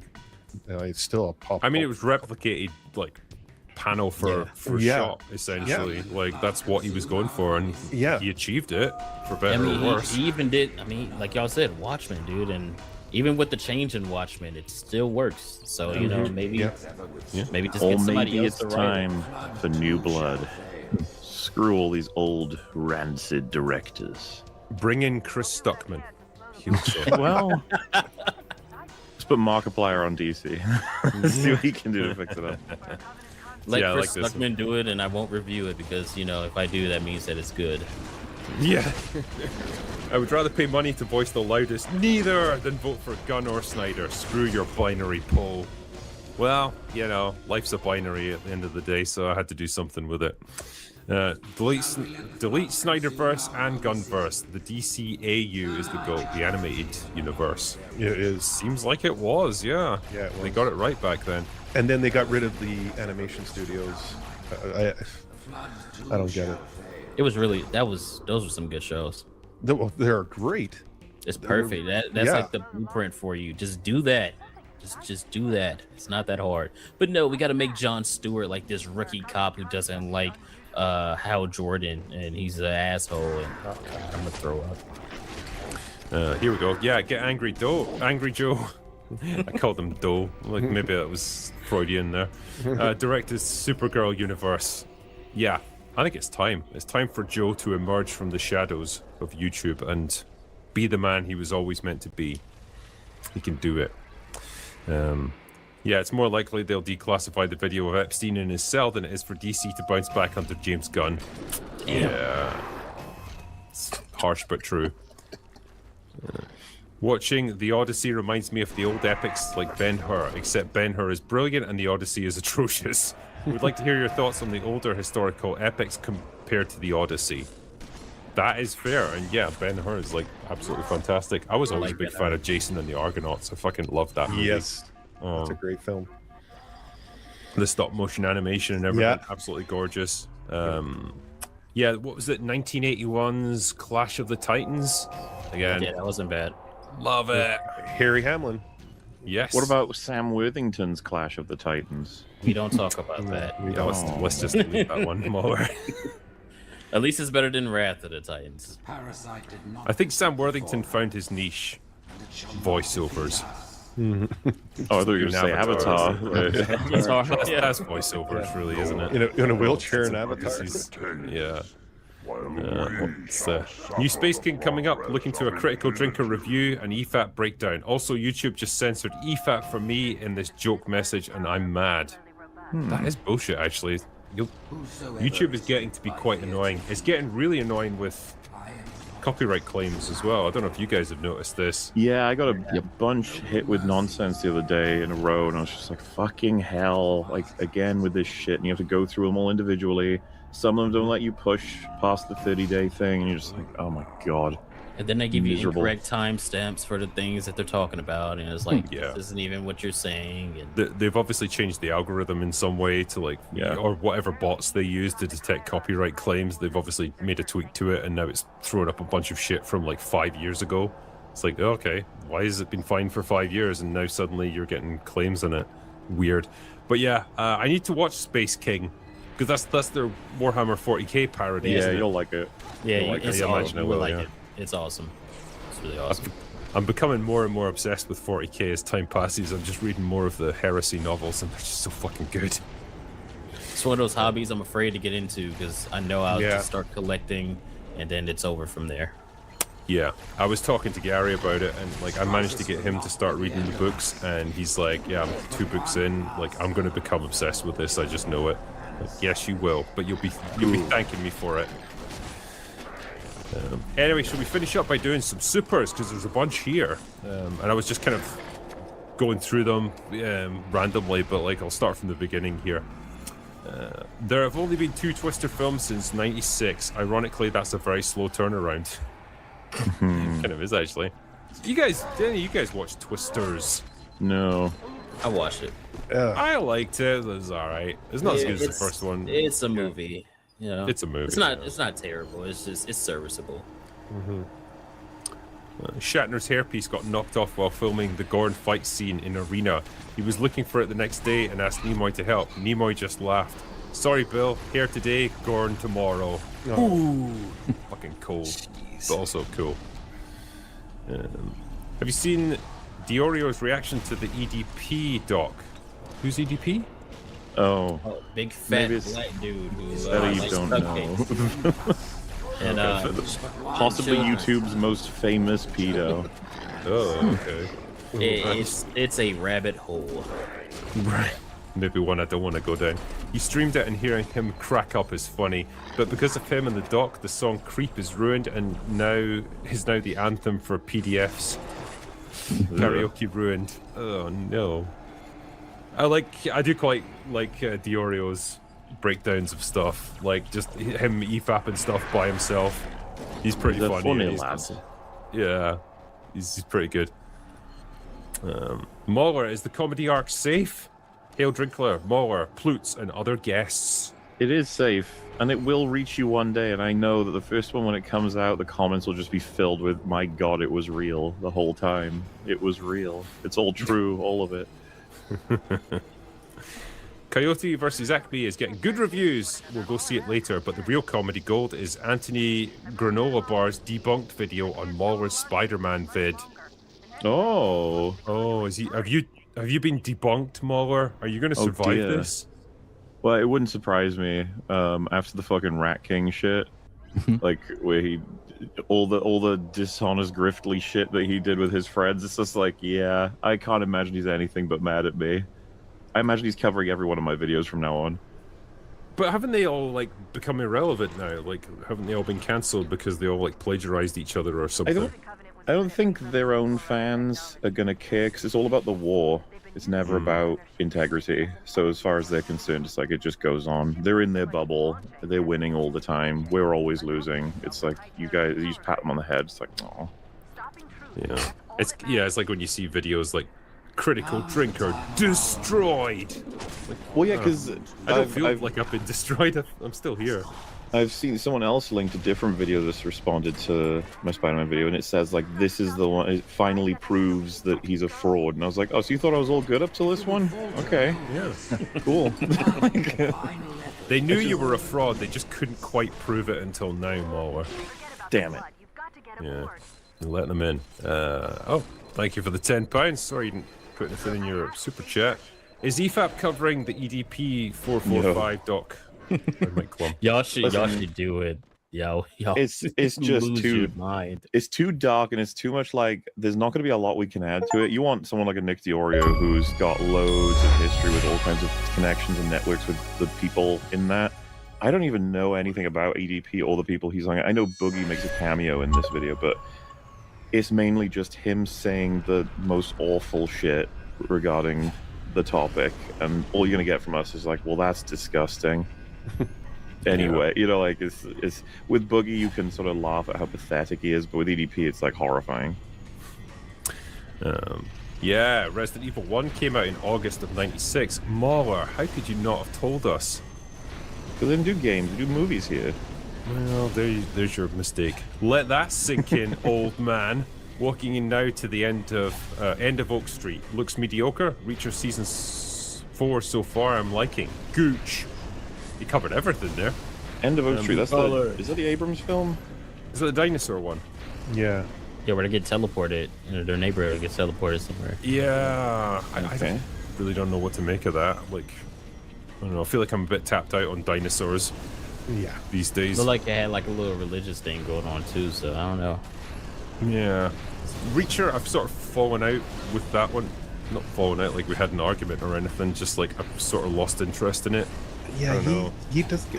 People love him, and I just think he's just a horrible actor. Like he does this. He's another one that does the same thing, talks the same way in every film, and he's just a big lug, and people are just loving it. Did you guys I like watch Reaper. that? Did you watch that War Machine that he was in? Oh, that Yeah. was terrible. Where it was like, imagine Predator, but the Predator is like a big clunky mech thing that just chases them around. Yeah, exactly. That was that movie. And yeah, he played the same exact character there. Yeah. And it's like, I don't know, man. I don't know if Alan Richardson is the guy that we thought he was. And people are saying, "Oh, he was so emotional." I'm like, "What?" Like, It was a different movie. They Yeah, must For have been which one? thinking of. What, the War Machine? yeah, War Machine. How we got like yeah, 'cause the he- most Yeah. one-note version of like, oh, I got PTSD or whatever. yeah, Like, there was a good movie in there. They just didn't know how to get there. yep. Yeah. Hey, drinker. Hope you're keeping cool. Not really. Sweating balls here. I'm off to Edinburgh with the fam to watch Bon Jovi and do the Johnny Walker tour. Nice. But was wondering what else to do while you're there. Keep up the good work. Thank you, man. And yeah, I'm not like a huge Johnny Walker fan, but the actual building and the tour that you get to go on is pretty cool. Like they pumped so much money into that. It's pretty impressive. In Edinburgh, yeah, you want to go up to the castle. You want to see Holyrood Palace. The Museum of Scotland is free to get into, and it's absolutely enormous, and it's got basically everything in it. And go to where's a good pub to go to? Go to the Bow Bar. It's just off the Royal Mile, and they've got like probably the best selection of whiskies I've ever seen anywhere. It's huge. So those are my recommendations right there. Favorite Michael Bay movie? Go. I really like Bad Boys too. Oh, The action in that is super. I really like Bad Boys too. Just Yeah. Entertaining because, as but it'd fuck. probably be The Rock. Probably be The Rock. But Bad Boys 2 is a guilty pleasure of mine. yeah, probably The Rock. I think so. I think it's going to be The Rock. Did he do Con Air as well? If No. anybody says No. any of the Transformers films, all right, you need to be timed out. Sure. All right, not. you need to go think about your life. If he did do Con Air, though, I assume you'd rank The Rock above Con Air, Drinker. I would, yeah. Yeah. Con Air's fun for the absolute insanity of it, and like I really like the cast, but like The Rock is a far superior movie. Yeah, Con Air is just another kind of die-hard spin-off for me with just Nicolas Cage. Yeah, I think it's just that, like, yeah, when you got John Malkovich, Nick Cage. Yeah, it's just, it's really good though. Yeah, I would have to go with The Rock. That's just, can't It's go close, but I think Kane? I'll go with Pearl Harbor. I think is the easy winner. We can all agree that was a classic. Really treated that whole thing with respect. That's what I liked about it. Next FNT meetup in Vegas is last one. Will you come? That can't be true. Or are you just doing a hypothetical? Like, if this was the last one, would I go to it? I would like to go out to FNT Vegas. It's just, man, it's really far from the UK. It's a hell of a flight to get there. That's why I like going to MegaCon, because I get to hang out with everyone anyway, and it's a lot easier to get to. So, call me selfish, you know, but I just like that more. We ever stream with Flash Saturday night? Why on Saturday? Like, go on his stream, you mean? Yeah, that's what he does the flash cast. Yeah. Yeah? I mean, if Yeah, you if you invite really me. want to be drunk, go for it. Yeah. Now we're talking. This guy drinking, I don't know. Yeah, it's not my thing. Funny how James Gunn couldn't get Supergirl right, but My Adventures with Superman did. What is that again? Is that an animated thing? It's an animated show on Adult Swim. I haven't watched it. Are there any animes that would make for a good episode of Production Hell? Next time you do a meetup or premiere, can it be here in Sarnia, Canada? I mean, sure, yeah, I'll just go to everyone's like random town and village and stuff. Like, we're having a fan meetup, everyone. It'll just be like one guy shows up. You know? We're having barbecue. Want to come on down? Yeah, I would do that. Actually, I like a good barbie. But yeah, animes, I don't know, because like the fun of Production Hell is like, you know, live actors being on set and all the stupid shit that goes on, the disasters and the things that can blow up or whatever, people getting like having heart attacks or crashing cars or whatever, and like you're not really going to get that when it's just an animated thing, so probably not quite in the same category. Yeah, what software applications do you use to run these kinds of group streams? This is just StreamYard. Pretty simple, but it Do you works. remember it used to be Google Hangouts, but that died, and then StreamYard's picked up all the slack? Yeah, Those are the days. Long time ago. Jeez. yeah. Google I used Hangouts. Google Hangouts like once or twice in the very early days of the channel, and then that was it. It was killed, so StreamYards was the next best thing. Yeah, hilarious to me how good Marvel characters look in games like Rivals or the new Tokon fighting game, but Insomniacs all look like aged pork chops. Look, as Western game developers have told us, it's really difficult to map human faces onto characters, right, and make them look convincing, especially with women. Like their faces look like freak formations of mashed potato, but you know that's just the way it is. It's just Japanese developers somehow are able to do it consistently over and over and produce really beautiful looking characters, but over here we just can't do it. Crazy, I know, but such is life. You know what I hate most about DC's continuous failure is that they have the blueprint for their universe, but they won't use it. Watched a movie with Michael Clark Duncan. He would have been Vulcan for sure. I think we went on two different tracks there with that. Yeah. So Yeah. Vulcan from 40K. Yeah, he would have been a good Vulcan actually, because he's absolutely ginormous, and yeah, he's